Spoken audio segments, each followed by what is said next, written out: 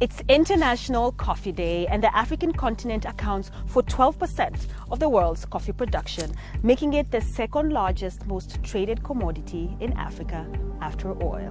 But this golden bean has a dark colonial history to it.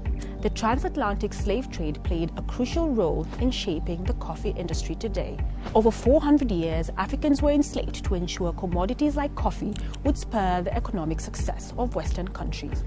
By the mid-1700s, European powers were acutely aware of coffee's profitability as demand soared beyond what Dutch Indonesia could supply. So British, French, Spanish, and Portuguese colonialists joined the trade with large-scale farms in countries like Tanzania, Kenya, Angola, and Rwanda. By the early 1800s, Brazil from South America accounted for 30% of the world's production of coffee, all of which was grown on the backs of 2 million people kidnapped from Africa. In Kenya, coffee was not introduced until 1893, when missionaries tried to import bourbon coffee from Brazil. During British colonialism in countries like Kenya and Uganda, the colonial regime declared that certain crops were to be grown by white settlers, and Africans would provide labor. Coffee was one of these crops. Today, Ethiopia leads as the largest exporter of African coffee, with Ethiopia at 39% and Uganda 23%. These two account for 62% of African coffee bean distribution. But just as sweet as a cup of coffee is, African coffee farmers face various challenges. Farmers in developing countries earn under $1 per day for their hard work, working tirelessly to produce a delicious coffee bean crop daily.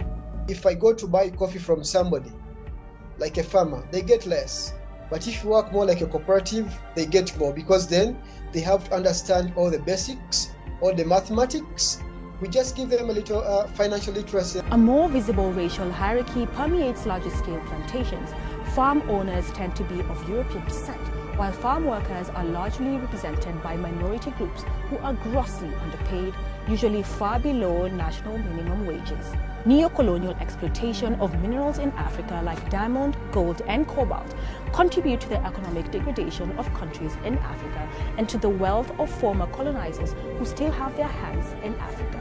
But in the agricultural sector, there is also poverty and exploitation in our coffee cups that leaves many farmers in deep poverty. Every second, 3,900 cups of instant coffee produced by European companies like Nestle are drunk every second in what Western investment analysts describe as a commercial heaven. In other words, the exploitation of our coffee helps to create fantastic profits for our former colonizers. Meanwhile, farmers like Ismail and Elizabeth from Uganda and Kenya are empowering themselves to ensure they have more knowledge on the crop to influence decisions and find ways to maximize production. Now I no longer sell my coffee like in terms of green beans. We get the coffee, we sort, we grade, and then we roast it. So yes, it's much more profitable to do the farming, do the grading, and do value addition. Uganda reported a maximum export value of around $830 million as of 2022. How much more could it be if Uganda roasted its own beans?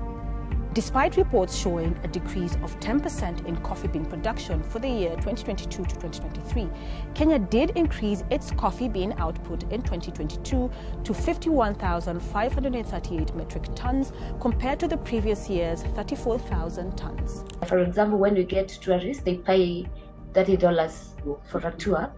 And when they pay $30, after the tour, they get to buy the packets, maybe for gifts, or maybe even the roasteries, or maybe you're buying for home consumption. Yeah, so they get to buy coffee locally, which makes us like cut all the middlemen. While what the farmers described is good for individual farmers, on a global scale, what is the future of African coffee? Despite production and export concerns, Africa strives to own the end-to-end production roadmap from tree to cup, ensuring that as a continent, we process, pack, and export finished products for domestic and international markets, rather than colonizers continuing to profit off our resources.